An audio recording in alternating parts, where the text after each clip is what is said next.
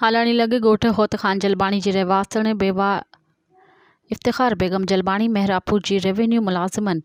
आशिक़ ख़ासकेली ऐं रमज़ान जलबाणी ज़मीन जे कागज़नि में भञ ढाह करण ख़िलाफ़ नेशनल प्रेस क्लब हालाणी अॻियां एहतिजाजी मुज़ाहिरो करे दाहींदे चयो त मुंहिंजे वालिद जी ज़मीन 9 एकड़ एराज़ी आहे, जंहिं लाइ मां रेवेन्यू ऑफिस मेहरापुर वियसि सचा नक़ल वठण लाइ त उन ऑफिस में ॿिनि मुलाज़िमनि आशिक़ ख़ासकेली ऐं रमज़ान जलबाणी मूंखां 1 लख रुपया रिश्वत वरिता ऐं मूंखे चयूं त 1 हफ़्ते खां पोइ कागज़ खणी वञिजो। हुन चयो त जॾहिं मां मेहरापुर रेवेन्यू ऑफिस पहुतसि त रमज़ान जलबाणी मुंहिंजे वालिद जे खाते थियल ज़रे ज़मीन जे कागज़नि में भञ ढाह करे